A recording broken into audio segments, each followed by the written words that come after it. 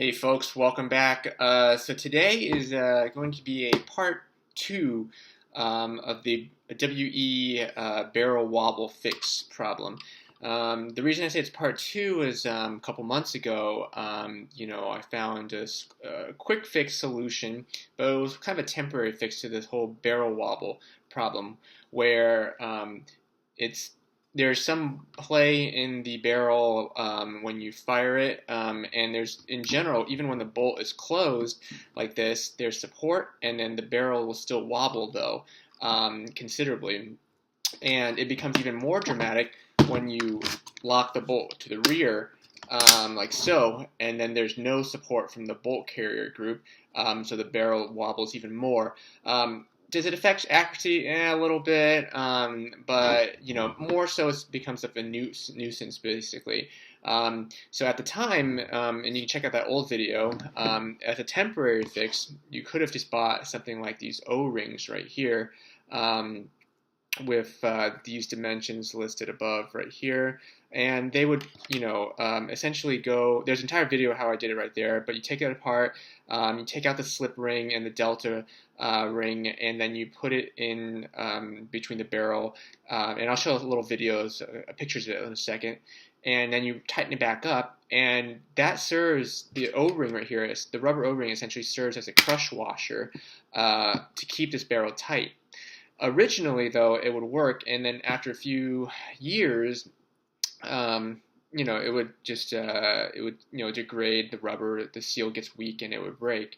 Not break, but it does get shredded because it gets a lot of torque in there, and it kind of gets damaged. And then once it gets damaged, you get the same problem where the barrel wobbles again. So someone suggested that why don't I do something that's more permanent, such as a copper. Let me grab it real quick. Someone suggested I grab a copper wiring or maybe a crush washer to use it, a metal device, so that way it would actually, be more permanent, and you don't have to worry about the silicone, you don't have to worry about the O-rings or the rubber being shredded, especially over time.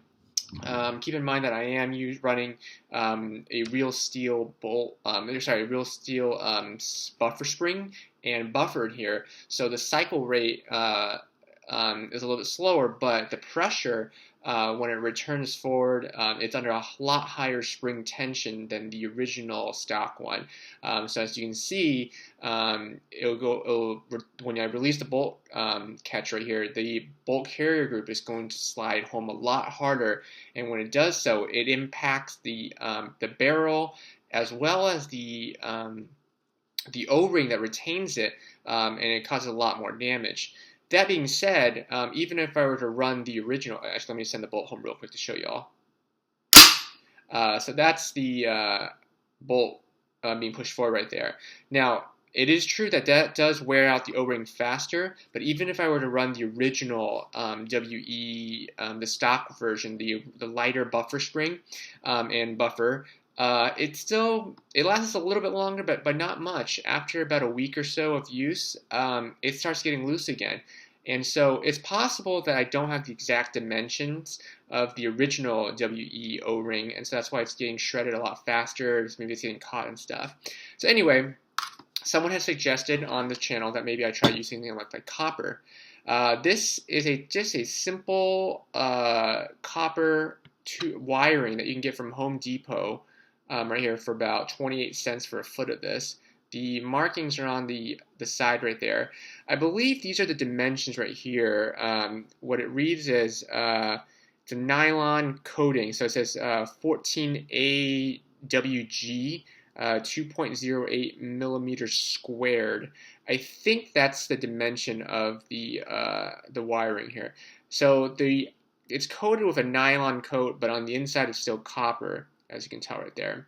And it's important that it's copper because copper is more malleable, and so you can serve that as a good buffer device, or a crush. It can be crushed, so it can be a good crush washer. It can be compressed or condensed, right? So by putting it in here, we'll do so. And as you can tell right now, I placed it in, and it's just as firm as it was originally. There's no barrel play at all.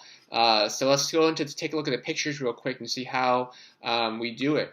Okay, so the first thing is you want to cut a piece that pretty much wraps around the barrel after you take everything apart.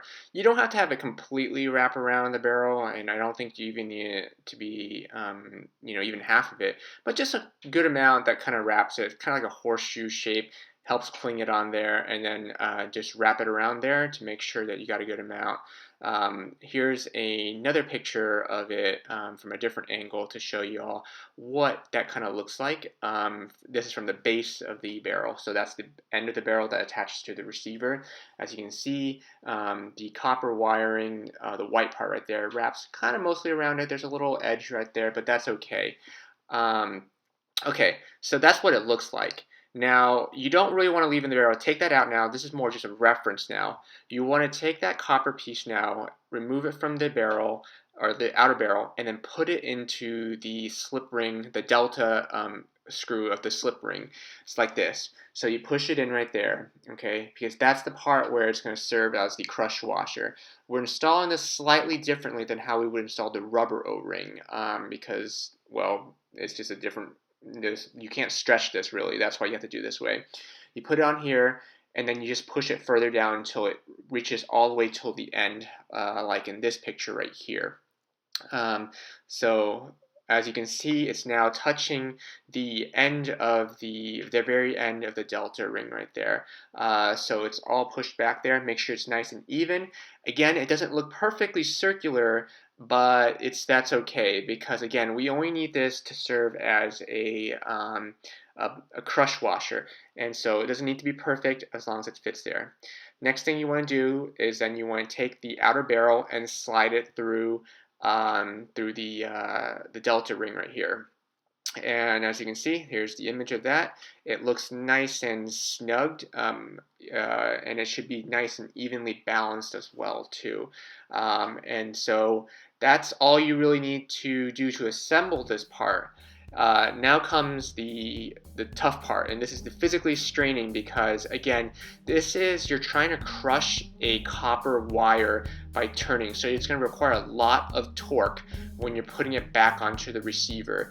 So this is me right here. I mount it back on the receiver, spun the delta ring and the slip ring in together very nicely, but then you really need to crank on that monkey wrench that comes with the gun, and you got to crank hard, okay?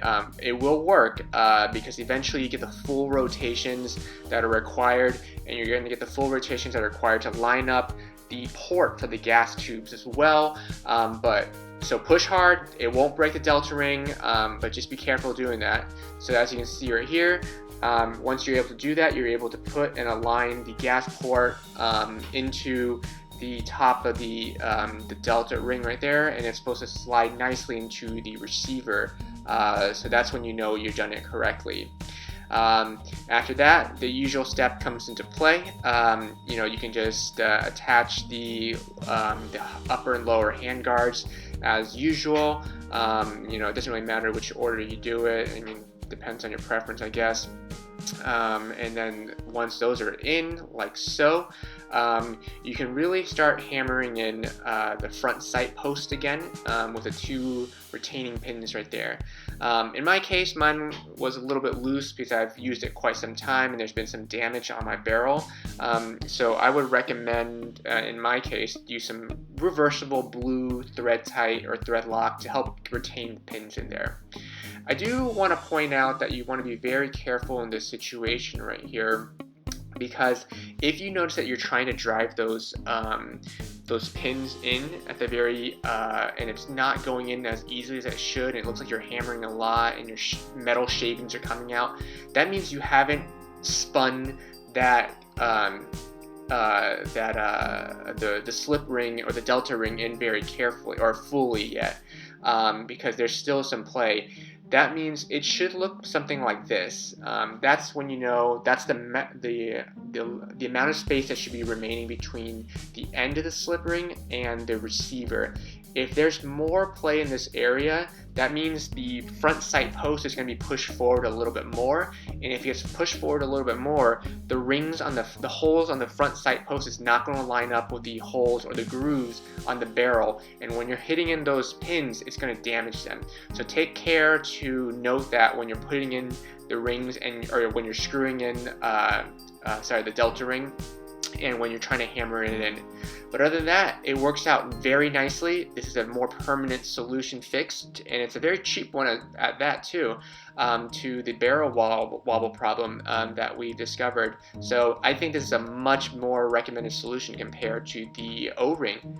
Alright folks, hope you all found this stuff helpful, and let me know if there's any comments or suggestions. Like this stuff as always, and subscribe. See y'all next time. Thanks guys.